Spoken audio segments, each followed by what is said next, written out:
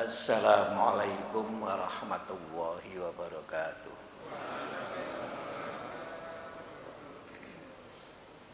Alhamdulillahirabbil alamin wa bihi nasta'inu ala umurid dunya waddin wa sallallahu alaihi wa ala alihi wa sahbihi ajma'in amma ba'd. Kita lanjutkan kajian minggu yang lalu. Sampai pun di sekarang, Pak, menziarahi kubur. Menziarahi itu yang mengunjungi. Kubur itu ya tempat orang-orang yang meninggal dimakamkan di situ. Jadi ziarah itu datang ke tempat itu. Jadi ziarah itu berkunjung namanya itu. Berkunjung itu kenapa, Pak? Ya teko di tempat itu namanya berkunjung. Ziarah online ada apa enggak? Kau no ziarah online ini lah. Ziarah kok online. Oke. Berziarah ke kubur disunahkan bagi laki-laki. Nek perempuan itu debatable. Nanti di belakang ada bahasannya tentang ziarah perempuan itu. Ini bicara apa lagi? Laki. Singkat debatable. Jadi ziarah kubur itu dianjurkan. Nah, berdasarkan hadis yang diriwayatkan oleh Ahmad, Muslim, Ashabul Arba'an iku sinten? Iki lali apa karo iki. Rawahul Arba'ah itu nggih Ibnu Majah, Abu Dawud, Nasa'i, Tirmidzi. Niku jenenge Ashabus Sunan itu.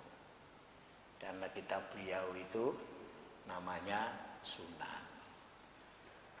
Sunan Ibnu Majah, Sunan Abu Dawud, Sunan An-Nasa'i, Sunan At-Tirmidzi. Jadi Ashabus Sunan. Di rawahul khamsah sinten, Pak? Nah, papat iku mau ditambah Imam papat niku ditambah Imam Ahmad. Nek rawahu sittah dikeluarkan hadis itu oleh 6 ulama hadis, periwayat hadis. Sinten mawon? 6 itu. Papat niku ditambah Bukhari, Muslim. Makanya dikenal dengan kutubus sittah. Kutubus sittah ya kitabnya Bukhari, kitab Muslim, terus ditambah kitab Sunan sing papat niku. Nek rawahu sab'ah ya 6 iki ditambah Imam Ahmad. Rawahu samanina ka ono, istilah iku ka ono. Mbok itu gawe dhewe. Mboten enten ulumul hadis itu. Tak kira wis paham ya, ternyata ya wis paham lagi. Nah, ya. Dari Abdullah bin Buraidah yang diterimanya dari bapaknya bahwa Nabi Shallallahu Alaihi Wasallam bersabda, "Kuntu, aku dulu," kata Nabi, "nahaitukum, melarang kamu, mencegah kamu an ziyaratil kubur, sangga ziarah kubur. Fazuruha, maka sekarang berziarahlah. Fa innaha, karena sesungguhnya ziarah kubur itu tudzakirukumul akhirah, mengingatkan kamu semua akan hari akhirat, akan alam akhirat. Tuh. Jadi ini ayatnya. hanya hadisnya ini. Jadi dulu ziarah kubur itu dilarang, tidak boleh, dicegah sama Nabi. Karena apa? Ya karena masyarakat itu kalau berziarah kubur syirik gitu loh. Jadi melakukan kesirikan. Tuh. Jenengan kan sudah tahu namanya Lata yang disebut dalam Quran, Uzza. Nama ulama itu orang-orang soleh. Tuh. Orang-orang soleh sebelum mereka. Setelah mereka meninggal dibangun. Patungnya itu dibangun. Dalam rangka untuk mengenang jasa-jasa mereka. Tapi dalam perkembangannya gitu, patung-patung itu diperhalakan. Setelah generasi yang punya inisiatif dan kemudian diwujudkan dalam bentuk bangunan itu meninggal semua, generasinya berganti. Maka terjadilah itu pemberhalaan terhadap patung-patung itu. Patung-patung itu juga ya terkadang dibuat karena orang itu orang Arab itu pekerjaannya kan mobil itu ya kesana kemari gitu. Saking cintanya kepada Ka'bah, lalu mereka ya membuat Ka'bah miniatur gitu. Kalau jauh dari Mekah itu membuat Ka'bah miniatur Ka'bah itu dipakai tawaf. Lama-lama ya itu menjadi patung. Pas pulang ke Mekah itu diletakkan di sekitar Ka'bah. Makanya sekitar Ka'bah itu ada 360 lebih itu namanya patung. Lah waktu itu lah saiki sak piro 360 itu ya apa sampeyan. Ya akeh. Tuh, karena itu ziarah kubur supaya tidak mengganggu keimanan seseorang, terutama di awal-awal. Sebab itu menjadi kultur masyarakat. Sebuah keyakinan yang dibangun oleh kultur, oleh suasana. Maka dilarang. Jadi agama itu juga ada ilatnya, larangan itu, perintah itu juga kalau direnungkan ada ilatnya. Ilat itu apa? Gak usah diterangno, pokoknya ilat.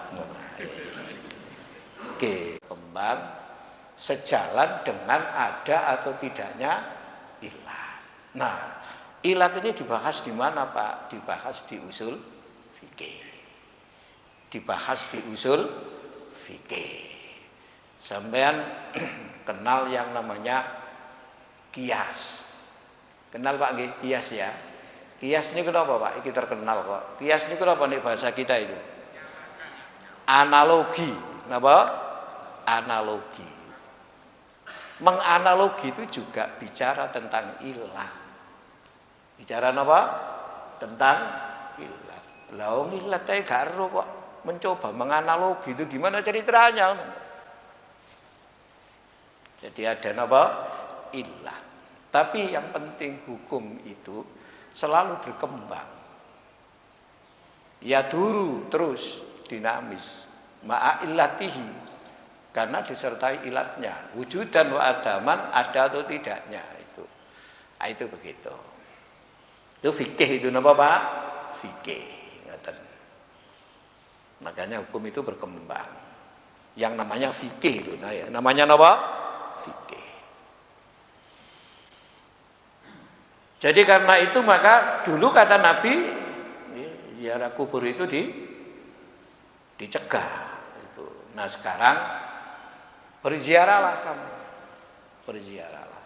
Sebab ziarah kubur itu dimaksudkan untuk senantiasa bisa menjadikan sarana berzikir. Sarana apa? Berzikir. Menzikiri apa? Menzikiri kehidupan akhirat. Karena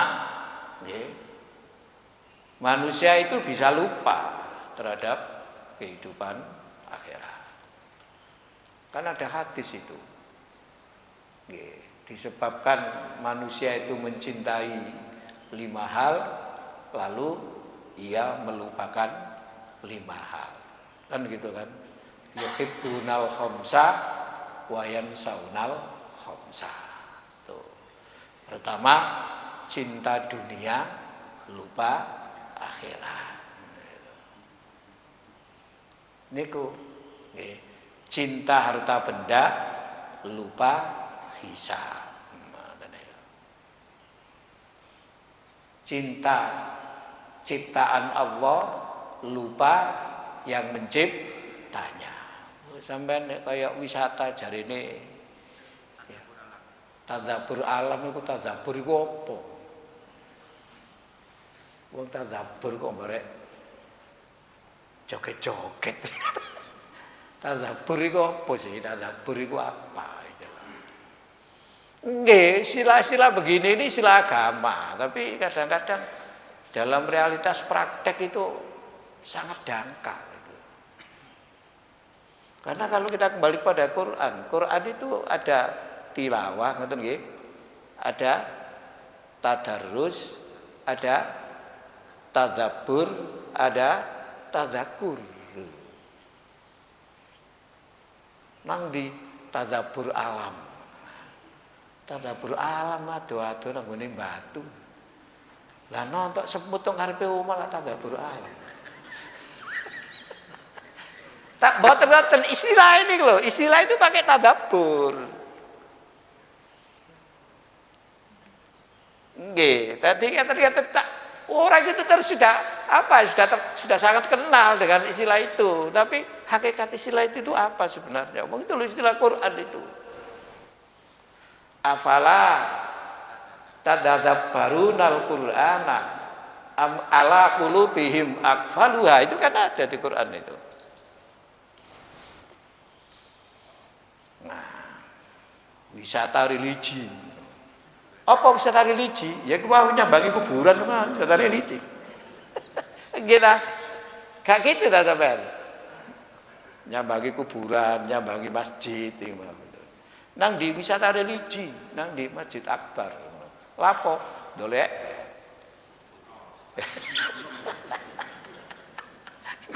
Golek pecel gitu kan. Golek pecel wisata religi. Nah, nggih, jadi apa ya? Mendangkalkan makna yang sesungguhnya itu. Iya, padahal zikir sudah pernah kita sampaikan pengajian. Zikir itu sebenarnya apa itu? Itu tadi itu. Sering nglakoni dosa, lali tobat. Seneng omah apik, istana, lali kuburan. Itu tidak diingatkan oleh Nabi itu. Sehingga mengingat akhir itu penting. Disinilah kemudian ziarah kubur itu diperintahkan oleh Nabi. Tapi seperti yang sudah sering kita sampaikan, perintah di sini disampaikan Nabi yang sebelumnya dilarang. Nah, itu kalau menurut kaidah usul fikih, perintah itu bukan sunnah, tapi perintah itu apa? Mubah, boleh. Tapi kalau melihat untuk berzikir, ya luwih api.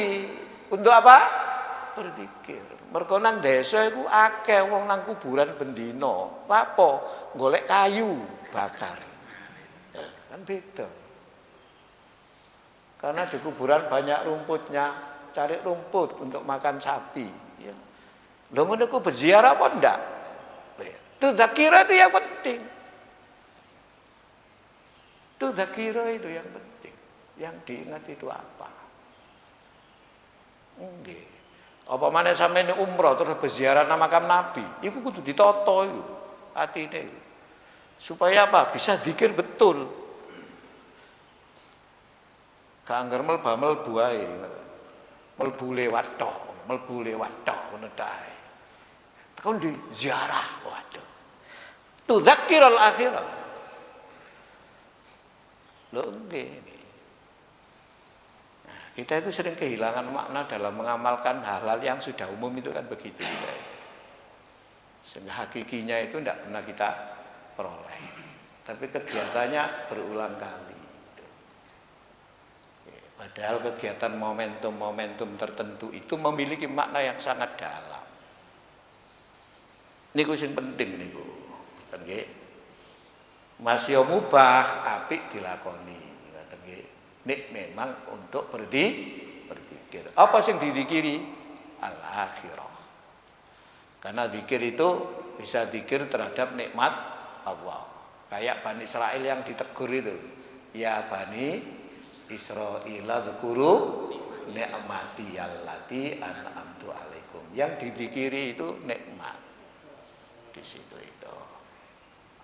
Nah, ini ngubah iku oleh, ngoten lho, asale dilarang, saiki oleh.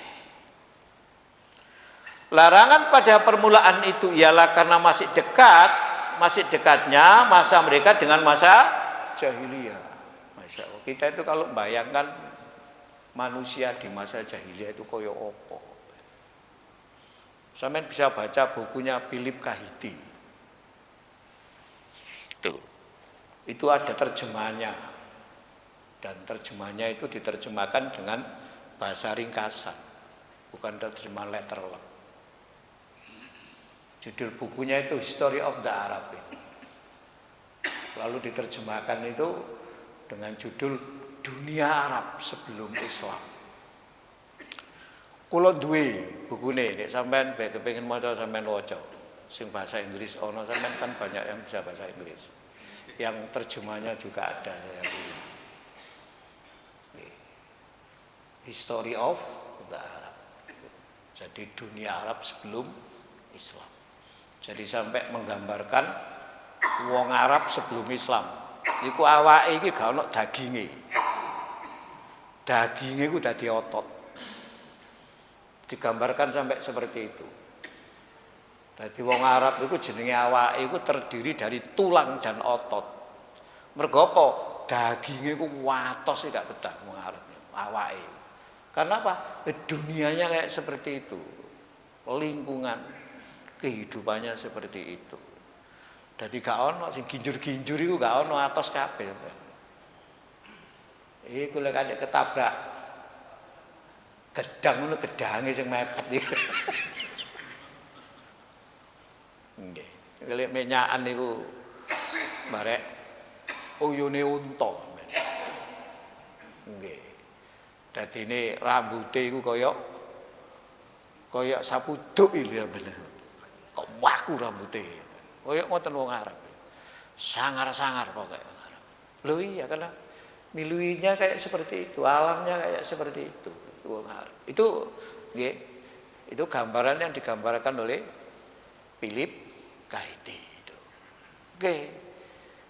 Jadi tebel buku nih Pak, tapi terjemahannya mboten tebel.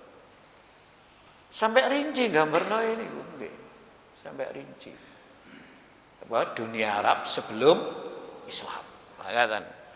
Gambarnya itu belum kayak sing sampean ngubur wong, ngubur anake wedok, bareng belum sing ngoten-ngoten niku. Nek ngubur anake wedok lah diterangno nang Quran. Surat napa? Lali. Napa?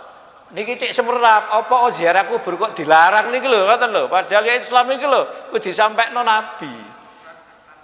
Surat An-Nahl ayat 50 berapa itu?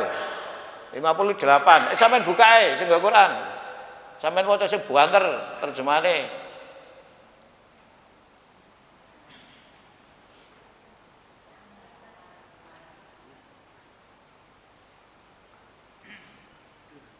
Nggih, sampeyan waca.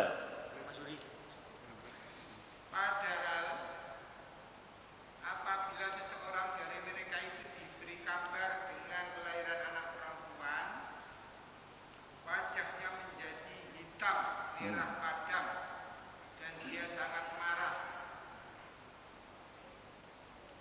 Terus Dia bersembunyi dari orang banyak disebabkan kabar buruk yang disampaikan kepadanya.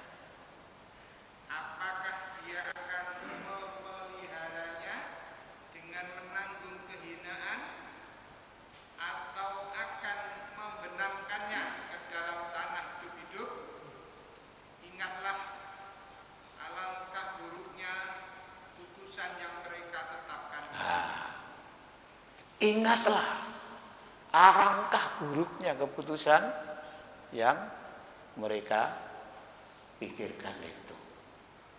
Iya. Jadi kalau seseorang apalagi dia tokoh, orang penting lah di masyarakat, diberi informasi istrinya melahirkan, tapi anaknya apa?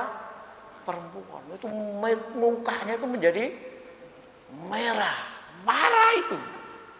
Gak bisa disopo. Lu sampai gitu lek apa sih sampean? Marah. Gak bisa disopo. Nggih, karena menganggap informasi itu berita buruk. Dan tidak hanya itu. Tidak hanya itu. Ya. Dia kemudian yang termasuk pernah melakukan itu adalah Umar bin Khattab. Cuma kalau Umar ini ada yang membantah. Umar itu bukan malu. Tapi Umar ini justru berpikir positif. Ada yang begitu. Umar itu berpikir, kalau anak ini aku biarkan hidup, besok kalau sudah dewasa akan diperlakukan oleh hukum jahiliyah. Sebab wanita itu pada zaman jahiliyah dianggap manusia kelas bawah. Siapapun dia, kecuali kalau dia punya kekuatan seperti laki-laki. Contohnya Khadijah itu punya kekuatan ekonomi. Kecuali kalau punya kekuatan itu baru. Atau mungkin kekuatan fisik, wedok tapi tenaga kaya Pak Komandan, ya, itu baru. Kalau enggak akan diperlakukan oleh hukum yang rimba itu, yang kuat menguasai yang lemah. Wong wedok itu gak oleh warisan zaman itu, enggak dapat warisan itu. Wong wedok itu oleh dikawini jumlahnya piro ae oleh gak batas. Tapi ngedhe bojo 100 juga apa-apa nih ono. Nggak bisa bayangkan kita masyarakat kok kayak ngono. Semua kejahatan yang berat-berat itu dilaksanakan, terjadi. Sing nggak ringan-ringan, sing abot-abot. Makanya kalau kita nggak bersyukur kepada Rasulullah itu ya perasaan kita itu sembuh menangis. Iya. Beliau berjuang merubah masyarakat yang biadab menjadi yang beradab kayak seperti itu. Itu bukan persoalan kecil itu, dan modalnya tidak sedikit itu. Oke. Habis itu harta istrinya itu. Istrinya itu orang kaya raya kok. Habis itu Pak sampean harta istrinya itu. Untuk begitu itu sampean itu. Kadek ngelencet tadabur alam ngono kadek. Kadek lah. Tadabur alam itu saiki kata nggih. Pun. Nggih. Dan dalam suasana di mana mereka masih belum dapat menjauhi sepenuhnya ucapan-ucapan kotor dan keji itu. Maka tatkala mereka telah menganut Islam dan merasa tentramnya ya dengannya serta mengetahui aturan-aturannya, diizinkanlah mereka oleh syarak buat menziarahinya. Nah, itu tadi setelah ya akidahnya sudah mapan, ibadahnya sudah mapan, muamalahnya sudah bisa ditata, akhlaknya sudah bisa ditata oleh Nabi, baru dibolehkan.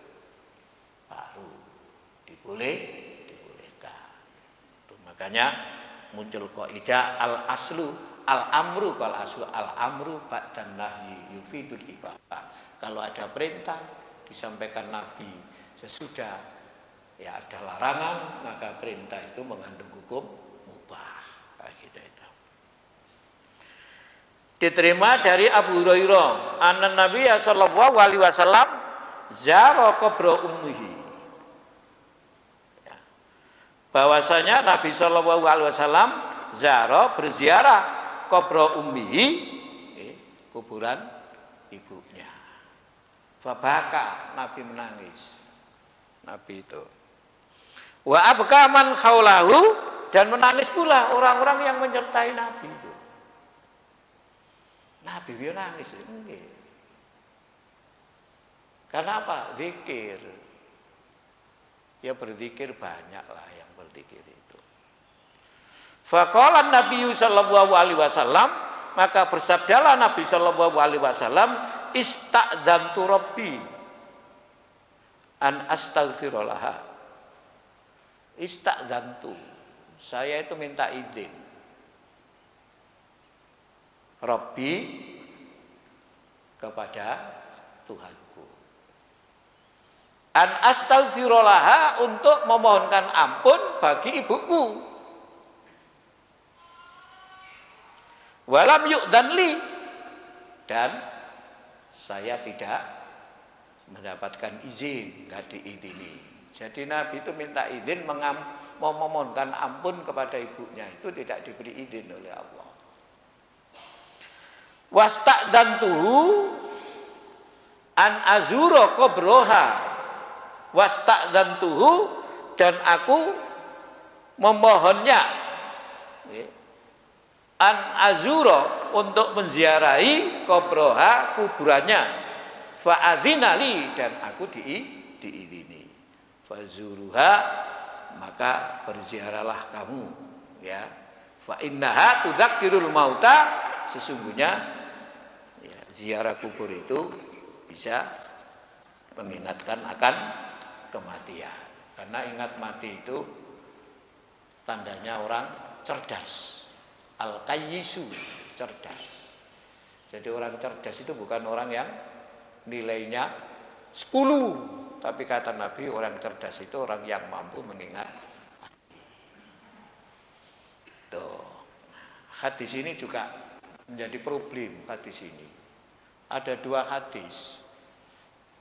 Ya, meskipun jumlahnya hadis yang satu itu banyak, termasuk hadis ini. Hadis ini itu ya, oleh para ulama itu diperdebatkan tentang kenapa Nabi minta izin kepada Allah untuk memohonkan ampun tidak diizini.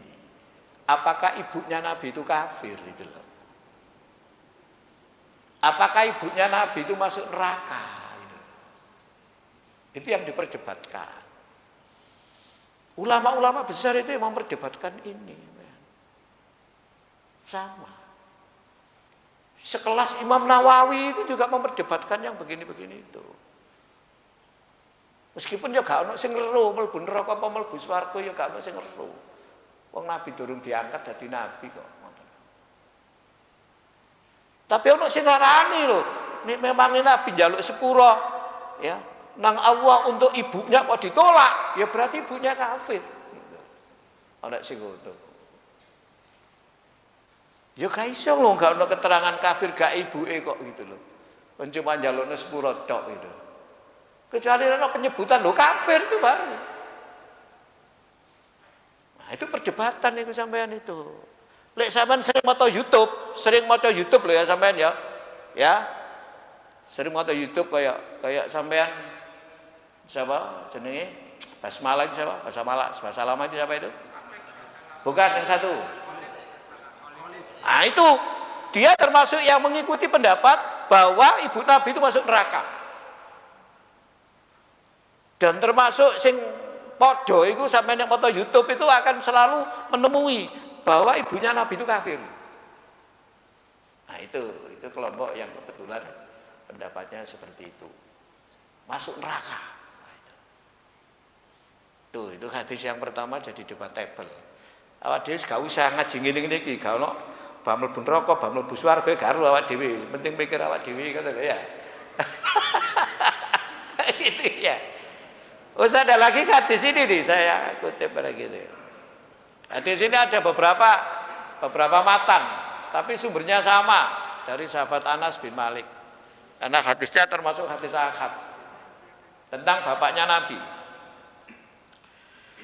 Anna rajulan qala, ada seorang bertanya kepada Nabi, ya Rasulullah, wahai Rasulullah. Ini dari sahabat Anas.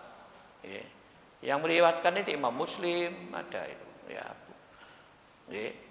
Abu Dawud ada, Imam Ahmad ada ini itu. Aina abi itu.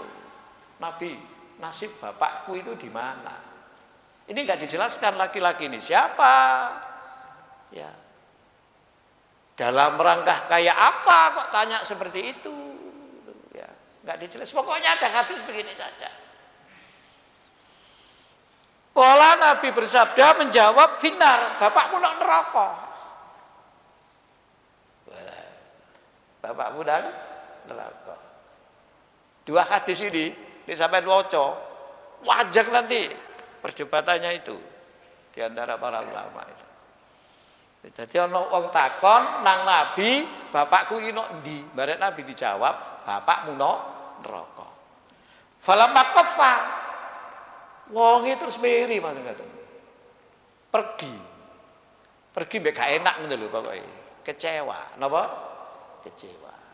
Bukan apa, qaffa itu kayak kecewa. Napa ta awak dhewe? Apa gelo ya tak gelo ta iku. Pokoke meri tapi atine gak srek ngene lho pokoke iku atine gak srek itu. Jenenge qaffa niku nggih. Pokoke kecewa ta itu. Nggih, wong pokoke gelo lah ngoten nggih. Falamma kaffa ketika pergi da'ahu Nabi manggil orang itu.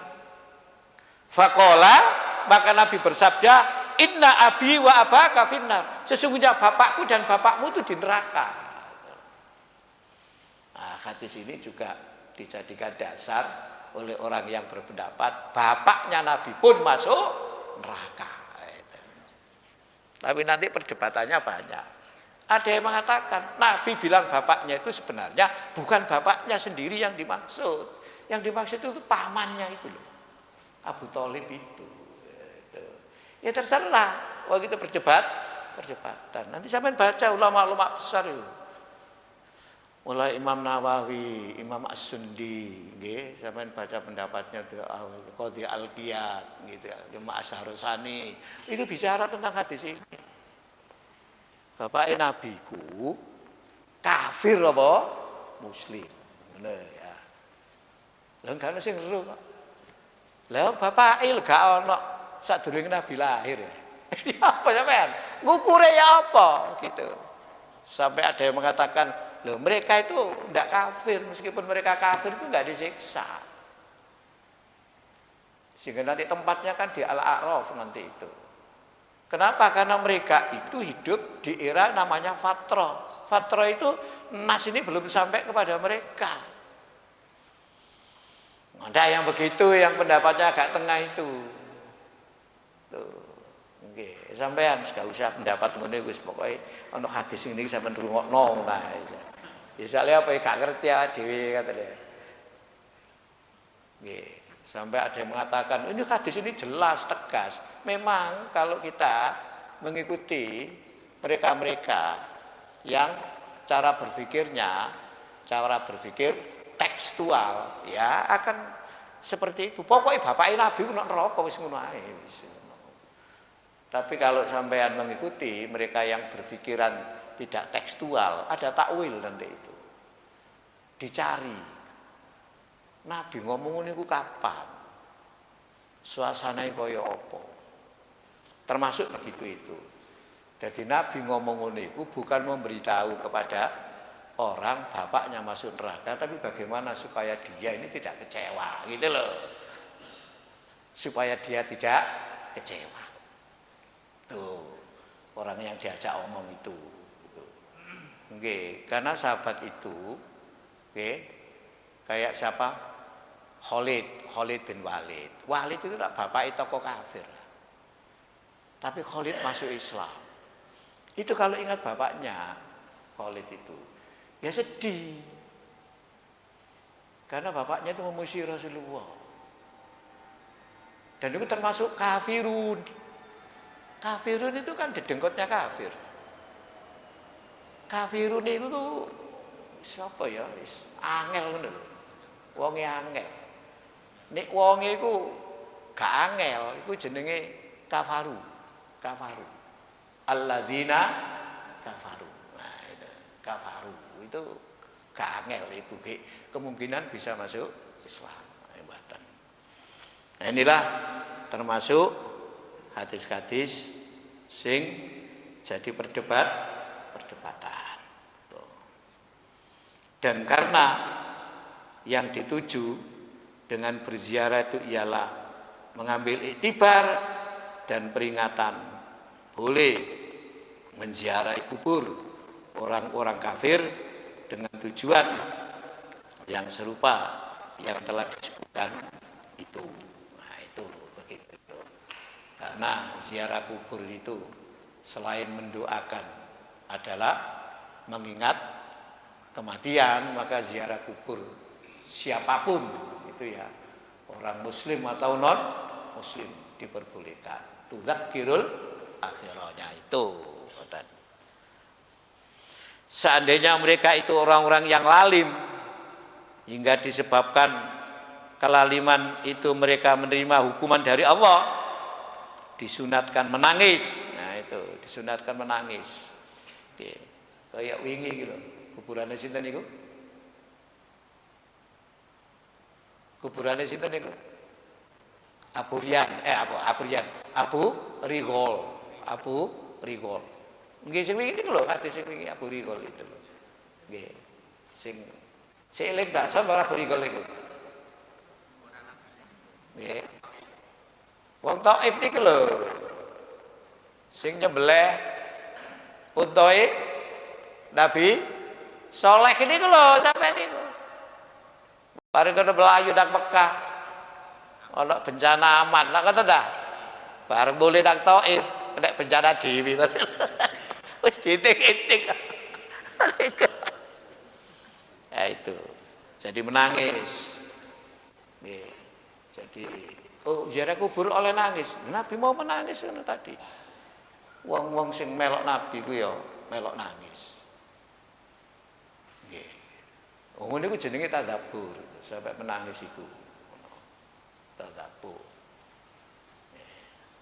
Itu kuburan biyen, kuburan saiki kan gak ngono.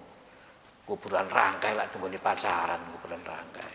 Menangis apa? Mulai gak menangis pacaran kok menangis. Kuburan kembang kuning barang itu kan ya.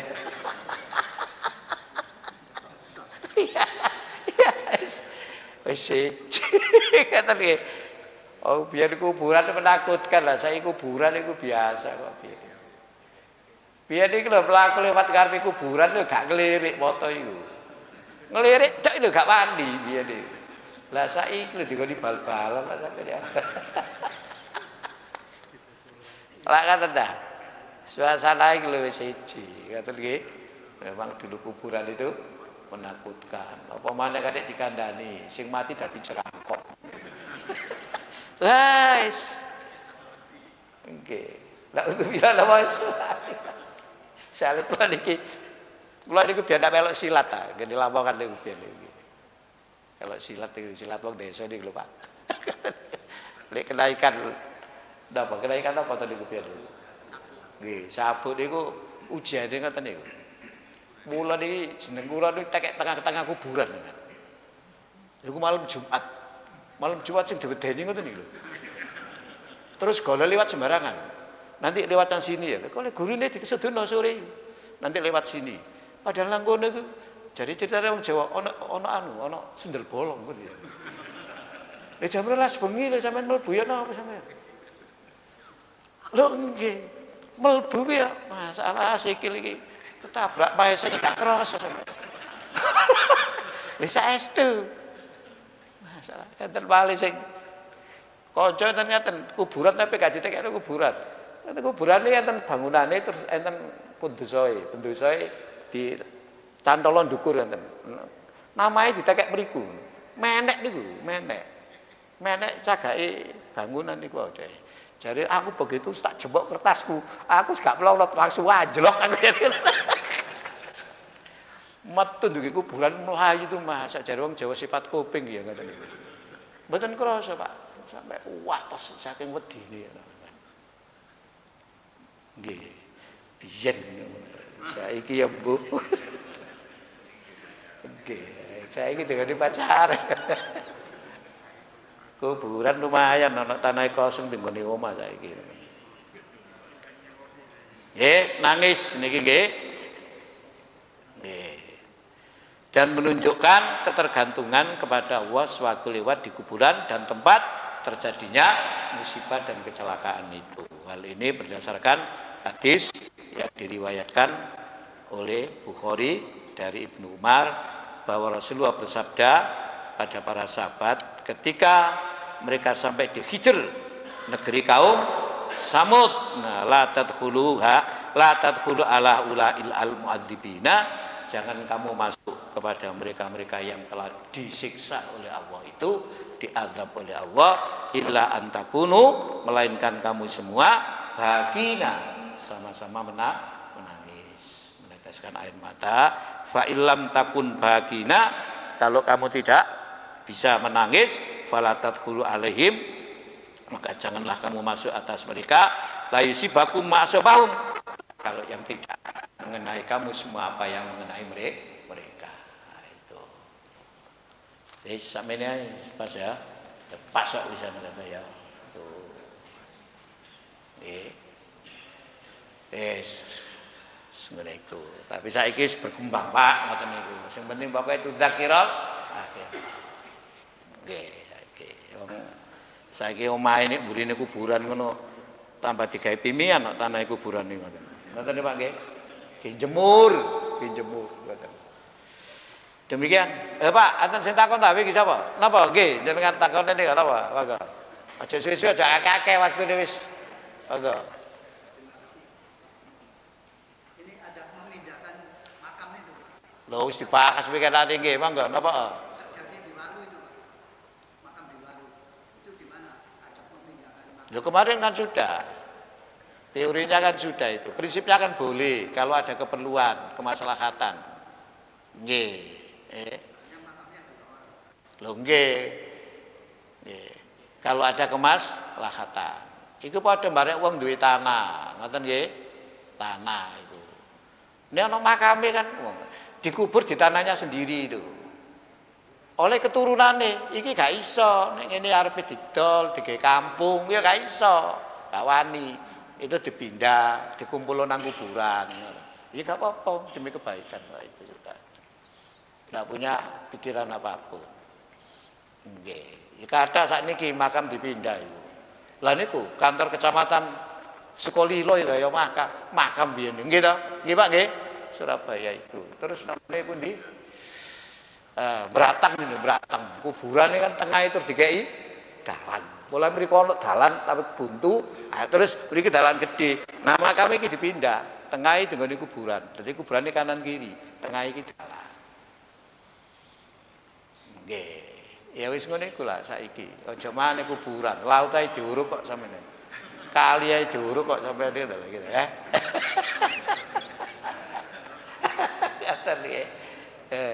Demikian kurang lebihnya mohon maaf. Assalamualaikum warahmatullahi wabarakatuh.